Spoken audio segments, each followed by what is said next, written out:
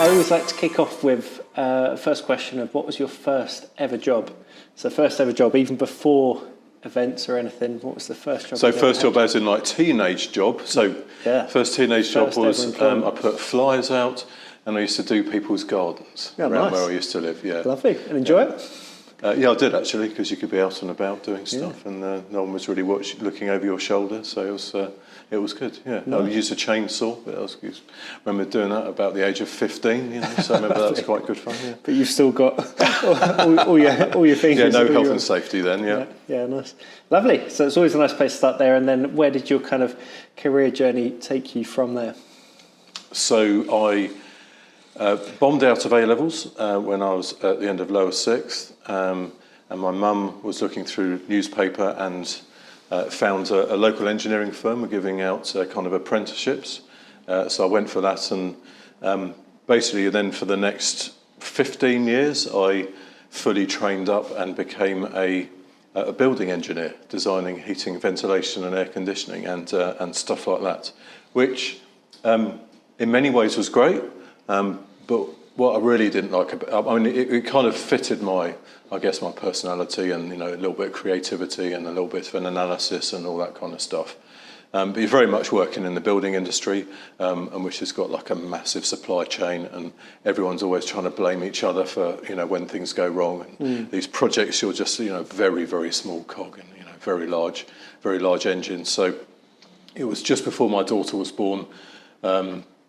Just before I was 30, I was thinking, if I don't get out of this now, I never will. And I was kind of desperate to leave that industry. So having a bit of background with property and understanding how kind of that worked, I then started investing in property a little bit. Which residential, so never went, you know, never commercial stuff. A little bit of refurbishment and buying and selling, you know, the classic stuff you see on the TV, you know, when they, you know, paint the place and furnish it and make it all look nice. All just around where I lived, sort of around kind of like Croydon and Sutton kind of area. And in many ways, yeah, I guess, you know, compared with the engineering, it was still quite similar, you know, lots of analysis and, again, opportunity for creativity. That went really well up until the financial crash in 2007, where basically it became impossible to borrow money. Yeah. So that put a very, very sharp brakes on that business. And so that was a little bit of turmoil for me. You know, it was certainly not planned. It came I don't know if you remember, it came very suddenly, to be honest. I'm sure if you were in the know, you could have planned a bit more for it, but I wasn't. It came very suddenly, and it kind of hit a real crossroads at that point. Took a while, you know, to try and work out what to do, make sure that all the mortgages were paid on the properties and they were managed properly. So career-wise, it was by far my most testing time. Basically nearly went bust. You know, very stressful, had young kids at the time. It wasn't something that, you know, I'd have wished on anyone really, but I guess there was a bit of luck in there. Actually, there was quite a lot of luck in there, because prior to the crash in 2007, probably about 6 months prior to that, I'd just done the largest deal of my life, where I'd agreed to buy a corner plot of a particular property, quite decent size, and I was going to do my first development.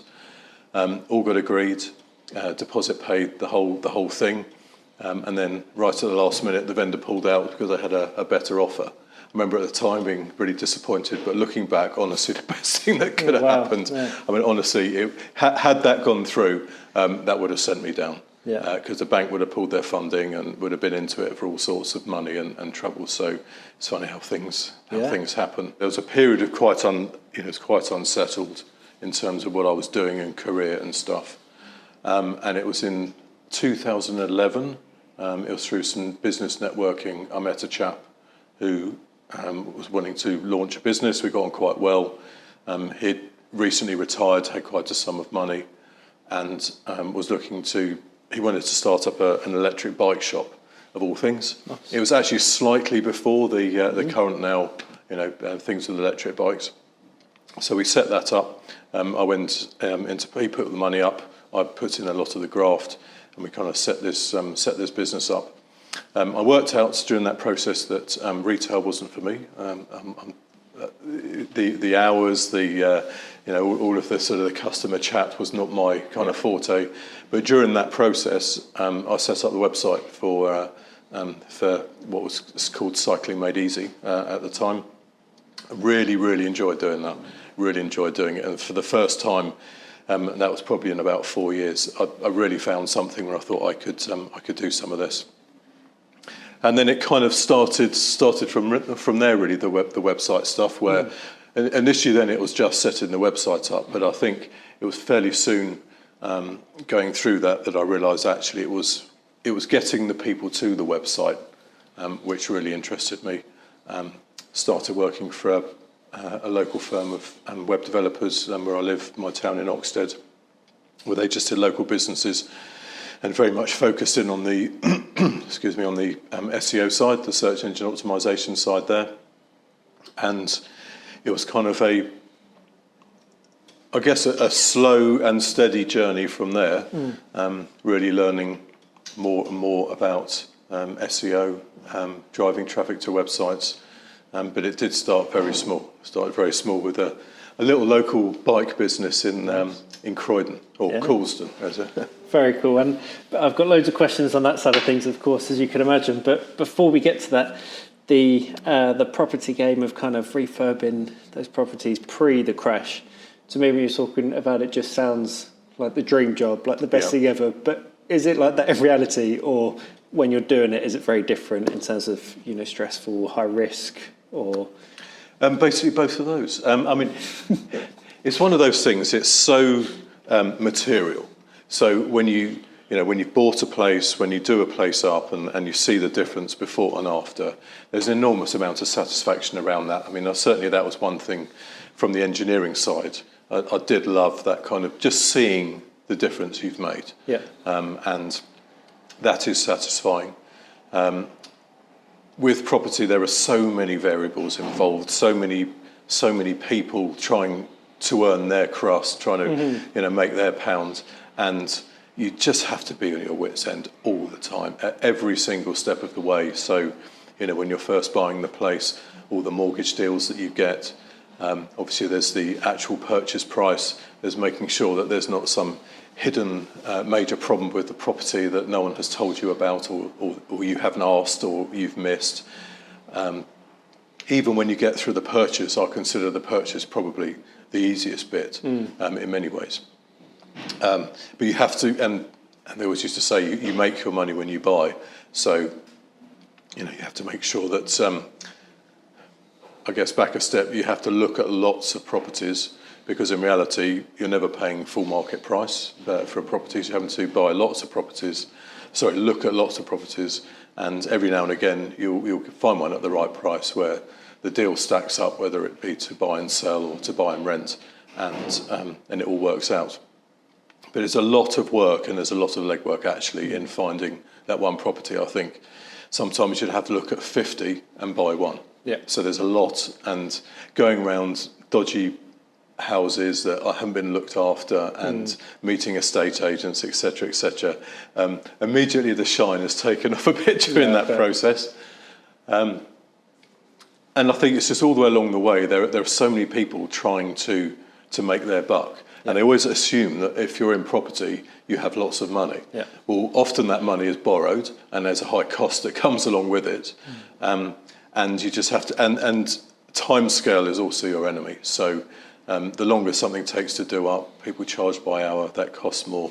So it was an enormous amount to manage.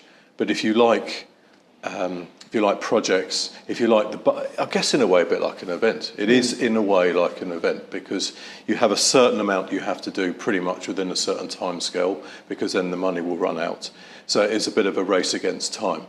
So there's the adrenaline that goes along with it, and I had a business partner, so it was quite frantic activity, but I did enjoy it. I think for me, and especially I was younger at the time, the energy that you got from doing that certainly outweighed the downsides. So had the crash not happened, I'm sure I probably would have carried on.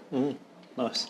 So I guess what you're saying, that 30-second glossy showreel at the end of a Grand Designs episode isn't really reflective of the blood, sweat and tears that goes into it. I think probably the post-show reel, when you find out the percentage of couples that got divorced afterwards, yeah, exactly, is probably closer to the truth. Definitely, and the cost that went over and everything like that. So, yeah, nice. So then, obviously, you then ended up creating the website for the electric bike shop, which sounds super fun, and that's something you loved. Were there any similarities or learnings that you felt you brought in from that experience in the property world and engineering into that build there?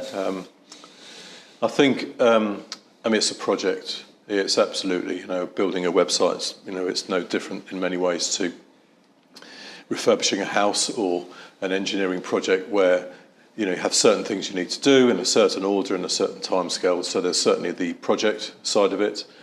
And certainly within engineering, we used to do a lot of work with figures and analysis and working things out. And obviously, as you know, the data and the stats and analysis and looking at how a website's working. I guess that's what drew me to the SEO side and getting people to the website, because so much of it is down to analysis and stats. So I still love a spreadsheet. I still love a graph. So that stayed with me since my university days. So in many ways, there's lots of similarities. Nice. Well, that's probably very useful for a career where there's so much time focused on SEO that you still like a spreadsheet and a graph. That's probably absolutely, yeah. So then you were doing the work with the electric bike shop and the local developers. What was the next stage that kind of took you, ultimately up until where you're at now at ASP? So I started working freelance for, I can't remember, I think it was via my accountant. I got referred to a guy who had a business doing financial services. So I started doing some freelance work for him, and then a bit of freelance work for some other people too. I particularly got inspired by the guy who had the loans comparison site, and I then actually kind of went in partnership with him and became his affiliate, and then started up my own loans comparison site, which it was an interesting experience because the website actually did really well. Did a great job in driving traffic, converting the traffic and starting to drive leads, which ultimately enabled me to kind of leave work at that time in, I think, 2019. The website was really flying. What I really learned from it, though, because it was about loans, and as with websites, if they have great quality content, as a general rule, they can work really well and they can drive great organic traffic.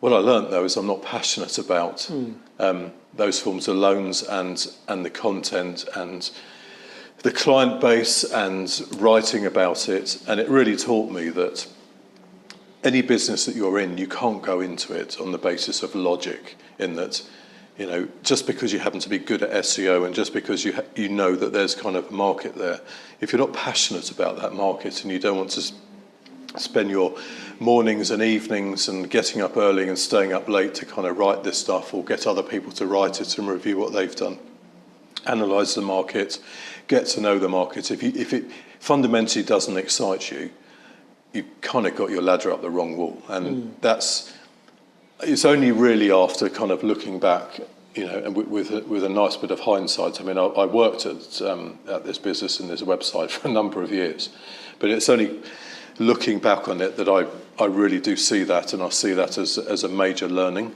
Logic is not good enough, and just because something's a good business, I still think that's not good enough, because you only have a certain number of hours in the day, don't you? Yeah. And you have to enjoy what you're doing. And fundamentally, I didn't enjoy writing about loans, I must admit. Yeah, fine, super interesting. And straight away, that was making me think, stepping ahead a little bit, but in terms of people having a discussion around AI, creating content and, taking on the role of that, I thought straight away that comment resonated quite true, that an AI can never be excited about something in the same way or passionate to deliver that that extra little and spark. you can't be excited in terms of even prompting it, and then reading it back and reading what the AI's written. If it doesn't light your fire, you're going to be bland in the way in which you read it and correct it. So how can that article ever be that interesting to someone? How are you ever really going to have those hooks? Yeah, fully definitely. agree. And then what was the next step? What was the next step from there? I guess that was another curveball. So that was in 2020. You'd have expected the curveball to be the pandemic. The website. So by that point, I was now just working on that website full time. Had a small team managing the site and creating content and doing various bits on there. The pandemic wasn't having any issues at all regarding the market because, in actual fact, the site got busier because people had money concerns and were looking to borrow money. So that was even more so. But the specific suite of loans in which we were driving leads for, the FCA, which is the financial, forget its name now. Something authority, maybe? Yeah. Financial Conduct Authority, is that Financial right? Conduct Authority, yeah. It's like, I don't know how I don't even want to remember their name. That's how. So basically they pretty much shut down the industry. They put massive regulation on, which caused a lot of the lenders at the time to pull out. So within the space of 6 months, despite the fact that we were generating at the peak probably about 5,000 leads a month, there was no one to sell them to. So unfortunately, the business model literally the rug got pulled. And because loans, you'd think, well, that's an impossible nut to crack because you have money supermarkets and you have some enormous players kind of in that field. Well, it's like any industry. If you niche down. And really get specific, because there are a million types of loans, like there are many, in many other industries. It is possible to compete, and not only did we compete, there were times that I think my peak achievement was #1 in Google for bad credit loans, which was it's hardly an aspirational term in many ways, but on the other hand, it was getting over 100,000 clicks a month, very, very competitive, and even had some inquiries, selling the website and all sorts of things because it was at the time doing so well. But at the end of the day, that's all very nice, and this is what I kind of always remembered from that experience is that there's no point having leads unless you can actually do something with them. So, having not being able to sell them became a major issue. Yeah, well, it feels like there's another trend of resilience that's coming through this in terms of where you had the property impacts and then the one with the loans industry. Sounds like that's definitely something that you've probably taken away from each of those experiences, right? Oh, I hope so. Yeah. You'd like to think that every cloud, yeah. Well, each of those, as you were talking through it, I was thinking, God, that just sounds, crashing. But I guess positive. The website mindset one was a funny one because it did creep in slower. The 2007 was a much quicker. In many ways, because the 2007 I had stuff tied up, and there were loans and there were all sorts of things happening. So, especially in light of that story with the development that didn't happen, luckily in the end, that could have been a major crash with the website. In essence, because the guys working for me were freelance, so whilst I didn't like it, you could let them go.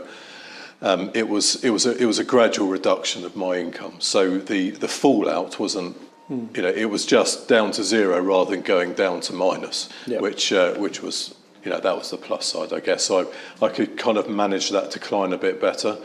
And then, it was fairly obvious, well, what do you do then? You start, go back into doing SEO and charging that again to clients. And that's what I did. So when I saw that starting to reduce and having to manage that, then started reaching out to contacts, etc., to find someone to pay me to SEO their website. Yeah, nice. So then what did those next couple of years look like in terms of building out new clients? Range of interesting businesses. So actually quite a range of businesses, from e-commerce client who sells sheds Nice. Cabins. Actually, that was quite a boom industry during the pandemic. Everyone I bet, was getting a cabin in the... but quite competitive at the same time because everyone did the same thing. It's like a lockdown dog. Everyone got a cabin and then no one's doing it anymore. Yeah, exactly. Market research company. That was probably my favourite client. Did quite techie stuff. Really interesting. They managed to drive a lot of traffic to their press releases, which I'd never seen before. So that was, and they had some super interesting stuff to talk about. So they're still writing heaps of really interesting things about AI and all of the modern tech that's going on nowadays that we will have trouble keeping up with, and they're right at the cutting edge. All of those kind of X percentage of people in India now use this. All of those stats are the sort of company that does that sort of thing. So they were super interesting to work for, and they kind of understood the value of SEO and content, and they had some incredible content to work with. So loved working with them. Worked with a company who made head guards for rugby players. Oh, nice. So that was again, that was really interesting. And I certainly find you almost, and I'm sure you find this, that you kind of semi-become a quasi-business coach along the way, because you have to sort of learn their business. You have to try and get into the heads of the people who are looking for that solution and what they might be searching for. So obviously someone searching for market research for mobile phone usage in Africa is quite different to someone who's making sure their 15-year-old kid at school doesn't get head injury when they're playing rugby. And it's certainly been interesting trying to kind of get into the sort of mindset of the people, what people could be searching for online. Yeah. I think the first tiptoes into events, so an event staffing company. So they weren't events per se, but they provided staff to events. Nice. And I think it was actually via them that got referred to the baby show. So that was the first actual event. So that was in 2021, I think it was. So did an audit for them, website audit. And they said, we're going to send that straight to our developers. And their developers are ASP. So, Nice. So that got sent in. And I remember at the time the comment was, because typically if you see an SEO audit, it's got nice red flags everywhere saying everything's broken, everything's rubbish, you need to pay us an inordinate amount of money to fix everything for you. Redesign the website. And we'll refer you to our friendly developer as well. So we'll just take the lot. Yeah. And I kind of never had that approach. I think, having been involved with building and all that sort of stuff, it's like, well, okay, yes, you might need to replace the foundations at some point or the heating system, but it's fine at the moment, and it will go on for maybe another year or so. And I've kind of taken that approach always with SEO. So, there might be some problems, but what can we do now? What does the client actually have the resources and the money, to be able to do? Do they have people in their team that can do that? So I've always kind of done my audits and my reports thinking about, the money they've got, the budget, the people they have to do things, who their developers are, et cetera, and just try and craft it so it's practically, so what can we actually do? And I think, they obviously that resonated with them, and they thought, rather than just this heavyweight document saying everything's wrong, actually we've got something that we can all work on in the next month. Yeah. And I think ASP kind of valued that as well, and it was a while before, it was probably another year before I actually started working for them, but that was when I got first introduced. Then did some training for ASP. I taught them a little bit of in-house training for SEO, and then we merged. Nice. Or I joined them. Yeah, amazing. Oh, it sounds incredibly exciting. So I guess now we can get into a couple of specifics. So one of the main things that I wanted to ask you was, what are some of the biggest mistakes or the missed opportunities that you're seeing when it comes to SEO and event websites in particular? Unfortunately, it might sound really obvious, this stuff, and I'm afraid I'm going right back to the basics. it just amazes me on so many event websites where just the really simple things such as where is it, what are the dates, some basic information about the event, what topics do you cover?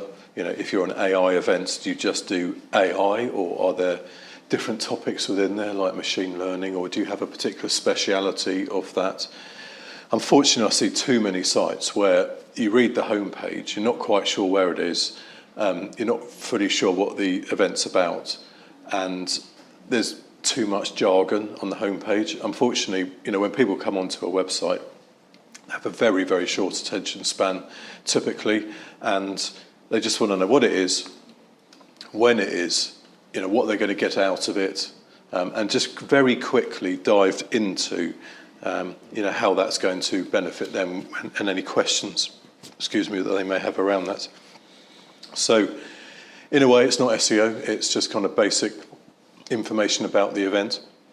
But yes, it is SEO, because if people can't find that information, Google, Perplexity, ChatGPT, they can't find that information either. So, because they'll be looking for all of that. So if you just, on the main homepage, just have, the future for young people, doesn't necessarily say a lot. If it says AI technology for the younger generations, or AI technology event, something which is specific to what your event is actually about, everyone, including the search engines, is going to have a better idea of what your event's about, and it will help it perform better. So start with the real basics. Show your website to someone who may know nothing about your event, and just get their comments on it, and say, and they'll tell you what's missing. Because I do get that when you work in a business, and especially home pages, you get all different layers of people in a company involved, and it becomes a bit political as to what you can and can't do.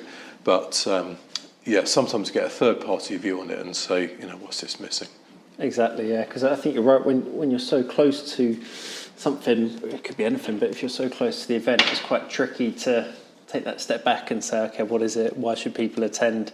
And cover off those bits. And going back to some of those other clients that you've worked on in the past, or other subject matters, that potentially some of them might not have been the most exciting, the most interesting bits. When we look at the events industry, like, all of these events are so exciting. There's so much amazing content. It's crazy, amazing stuff, isn't it? Worked on a digger show last year, and I didn't realise, I don't know if you know this, but there's a whole influencer industry around diggers. So you get there's Digger Girl, and there's Lord Muck, I believe. So there's a whole thing around digger influencers. So you get all this crazy stuff, don't you, in events that you don't normally get to see. Exactly. We've referenced so many different events that on the face of it sound super detailed or very niche, but the insights like that come out of them are just fascinating. So often, do you know what? I even got excited, and this is unbelievably sad, about the concrete show. I got excited because they had loads of search for people searching for concrete shows, and I think there's two. Like, there's only about two, especially in the UK, about concrete shows around. So from an SEO point of view, you can win so easily by just doing a few things on the website, so they come up number one. I even get excited about concrete shows, mate. It's not good. I completely agree. And also, the luxury is that the audience you're speaking to are so engaged and so passionate about that subject matter as well. Yeah. So I think the more, in my opinion, the more niche the event is, the more impactful SEO can be, to your point. And I think a lot of people would think, this is super, we're just going to focus on maybe some of the easier bits or the traditional aspects of marketing, etc. But as you say, making some of those tweaks on the content can have such a big impact. I think events also forget that even if their event is broad, they have lots of hyper niche parts of it. Whether it be the conference program or the exhibitors that they have, some of them are hyper niche. And it's often only via the events that sometimes people can find those niches. They're often really well placed to highlight those niches within an industry, especially, let's say concrete. I think they're very well positioned. I completely agree. The other one that I was going to ask you was, what do you think is currently most overrated in terms of a focus point in the world of digital marketing or SEO, especially when looking at events? Preferably not naming any names of like companies. Actually, I can name this one because it won't actually. If the bigger powers are looking, so I have a real bugbear with Google Analytics, like big time, because it gives the most incredible information. It gives you all the information that you could ever need to fly your website. But the problem is you need to be a data engineer to actually know how to use it. So it's universal analytics as we had before, everyone was fine with and they used to look at. But I literally on a weekly basis, I'm speaking to clients who are saying, I now have not looked at Google Analytics for 2 years because the new one just is so intimidating. So, whether that's overrated, underrated, that is my current real bugbear, because by Google trying to be clever, have stripped away actually this incredible. They've tried to make more information available, but by doing that, have made more people look less at that information, which seems completely counterintuitive. I mean, part of Google Analytics is to analyse things such as conversion rates and user experience and stuff like that. They haven't even done it on their own platform to know that people can't use it. So, and this is why we're now helping people out with kind of dashboards and things like that, because it's just so difficult to use. And I find it crazy that people are running marketing campaigns. They don't know how to use Google Analytics, so they can't see what's working one versus another. They're having to maybe get a report from you on the ads. Maybe, they've got their email campaign going on. Maybe they've got another agency looking at social. They're trying to pull all these things together manually, which obviously means it doesn't get done because you're really, really busy actually trying to run an event.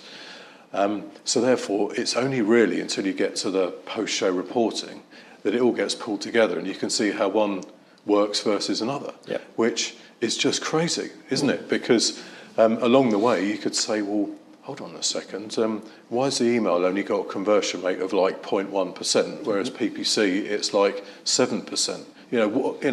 Something going wrong here, wrong messaging, wrong, and you can change it, and you can change it real quick. So I just do not see that real-time analysis going on. So I guess, you'd say it is overrated because it's a worldwide thing that everyone knows about in the world of the web, and it's not very good. Yeah, I think it's a great answer. I mean, it did give me palpitations when you said Google, because I thought, we're going to get whisked away by people. I dealt with the first and said about analytics. We'll get thrown into the back of a van or something and disappear, but at least we've got a record of this.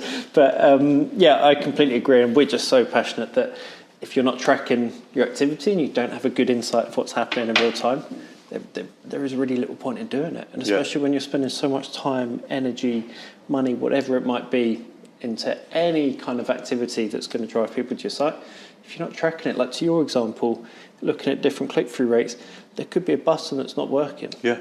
And imagine you've run 6 months of a campaign, and then afterwards you see the button was broken, or something that.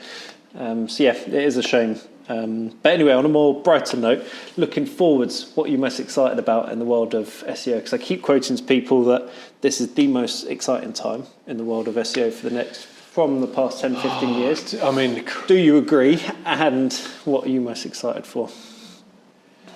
It's the most incredible time, I have to say. It's probably the biggest time in SEO since the invention of the internet. Yeah. To be honest. Definitely. You had no internet, no SEO, then it came about. You then had people trying to game the system for 15 years, try and game Google. With the advent of AI, it's so exciting. It is kind of mind-boggling as well, isn't it? I'm finding all the time, because I do read up quite a lot on this and try things out, as I'm sure you do and you guys do. It's so mind-blowing. You can do things quicker, get access to things quicker, your clients can, which at the same time creates a whole world of other problems. and things to try and then tie together, which then has created another industry of tying all that together with automations and with keeping things organised and together. But I think ultimately, I guess what it brings to the fore is people's desire for really great information very quickly and at a click of a button. So, what's the best AI event in London? You're going to put that into ChatGPT or in Google, and you're going to get the AI snippet at the top. And from an SEO point of view, it's hugely exciting because people think, oh, that's a threat because it's it's now not people going to your website. Well, step one is that information has to come from somewhere, and the best place for that information to come from is your website, because you know what you're about. Currently, a lot of events that we see in many ways allow that information to be on a registration platform's website. They might be on the actual event, the venue website, venue's website, from multiple sources and often incorrect. You can overcome all of that by making sure it's all correct on your site, so you're feeding the AI engines much better. So there's a huge opportunity around that and kind of owning that space, especially being an event, in being that many of your competitors will not be doing this. So therefore, by just, like I said before, but basic information on the site, it will show up really well. But where I'm most excited, I guess, it's for events, SEO has never really been a thing. And I think it's because if you're only running an event once a year, can you justify the budget now for not this year's event, but for next year's event? And the answer, as we've found typically, is well probably not. And therefore, many events don't do it. But for me, what AI brings is efficient workflow and fundamentally the ability to make the cost of SEO for an event much lower. So in the past, SEO agencies are expensive. They really are, because it's people's time. I mean, that's what builds into SEO typically is the time for people to analyse the market, analyse what keywords you want, look at your website, start to write out copy plans, start writing the copy, start writing your meta titles, and the list goes on. Right? There's absolutely loads. Every single one of those you can use AI for to make it more accurate, more intelligent. So, I mean, we've spoken a little bit about topics that you might have. He might break a website, an event down into specific topics. Well, I've done research with the help of AI and come back to a client with a broader range of topics that they kind of almost didn't even know they did themselves, that people are interested in. And if I had not had a tool like AI to help out with that, it has got some decent prompts. I don't just say, what's this AI event about? There's quite a bit that goes into it. There's no way that... So you can do these things so much quicker, and we can now make SEO cheaper, much cheaper for events. So hopefully it's now a bit more accessible. And whilst at the same time meaning that their website will now start to show up in ChatGPT and Perplexity and everything else. I think what's really interesting about that is going back to your point about creating content with excitement and writing it with excitement is always going to be key, even in the AI world. All Absolutely. It's doing is just pulling out and prioritising authenticity and genuine stuff. Absolutely. Really, there's no, because I know a lot of people are worried that that bit is going to get lost and it's going to be just a load of rubbish. Instead, actually, what those systems are doing is pulling out the stuff that isn't relevant. And I think where it's super exciting for events, and also a bit scary in the sense that, as you said previously, this hasn't been something that events have had to focus on, because they've been able to kind of still make it work year on year and then run other marketing on top. But I think from where I can see it now, if events aren't focusing on SEO, they're not just going to stay in the same spot. They effectively have got the risk of moving backwards and really dropping down rankings, and it's going to be much harder to get the same results with the same impact, whether that be wider forms of digital marketing, if the SEO now isn't being given the same amount of love and care month for month. Yeah. Actually, this will be a question for you on this. So my daughters, both teenagers, both really love their music and have got into vinyl records, going to gigs, and a lot of their friends do now as well. Vinyl's kind of really picked up. So cool. I mean, that in itself is a great news story, isn't it? That it's younger generation is still.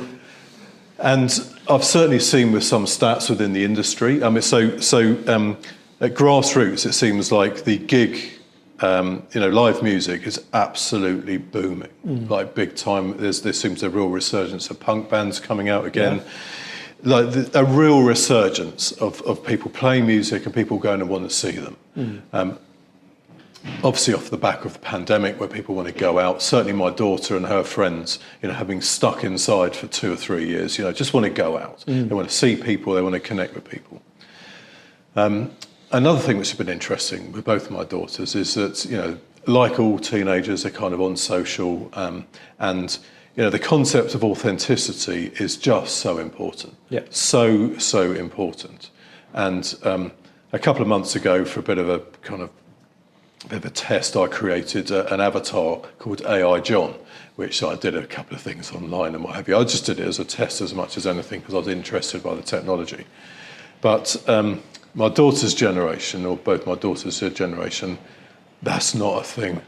Like, so not a thing. Anything which doesn't seem real, they're really not interested in, and actually actively kind of are repelled by it.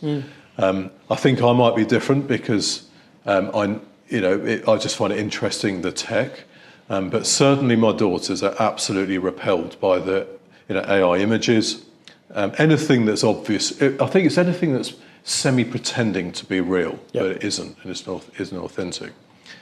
So it certainly seems, especially from their generation, that a real move to get back to authentic things, and I guess relating it back to events is the whole concept of people now meeting people again. Obviously, we have the backdrop of the pandemic. We've got this other thing now where everything can be fake if we want it to be. And I kind of had this hypothesis that all this is going to do is drive people to meet people and want to meet people more. What are your thoughts on this, and how, and sort of feedback you've had? Yeah, I completely agree. I think from an industry perspective, it's only good news for events, but we're seeing that even in results from a digital marketing perspective, and also looking at the SEO side of things, where things like ChatGPT are sourcing more and more of their references are from platforms like Reddit, because it isn't curated, it's not tailored, it's not polished. Like we've now got younger generations that are growing up and know what SEO is. Whereas I feel like there's been about 15 years where it's almost been a dark art in the background, and people don't know when they're searching for what gig to go to, what bike to buy, that what's coming up is curated. Whereas now audiences and younger people, they know that it's all altered and stuff. So again, turning to platforms like TikTok, where you can't really fake someone doing a low quality film on their phone, reviewing this new restaurant that they went to, or the pop-up, and it's where that authenticity, I think, stands up more and more. And exactly the same as you were saying about putting out the content on site and making sure that you're adding the bits. That's why I love what you said about excitement. It's adding the excitement in, because that can only be authentic. What is it that's exciting about it? So I think it's a positive way in where things are going. And the example of looking at vinyl sales over the past 5-10 years or something, it's crazy, isn't it? You wouldn't have predicted it, would you? But that couldn't be a better reflection of, I think, where things are going in terms of quality. I'm afraid we're almost running out of time, Jon. I have got one final question for you. So looking back on your incredible career so far, as I said, there's been a pretty inspiring tale of resilience all the way through. But I guess still bringing those key traits and understanding around the importance of building and quality, which has been super inspiring for me. But I wanted to ask you, what advice would you give to either a younger you or a young individual that is looking to kind of kick off their career? What advice would you give them? Do what you enjoy doing and you're quite good at. So I see this with my daughters and their friends, and so I fell into the trap even right back at the beginning of doing something that was logically a good idea. And there were elements to my first jobs in engineering that I did like and were tuned to, but overall it was not me. And along the way there were too many decisions that were based out of logic rather than kind of passion and stuff that I kind of really loved.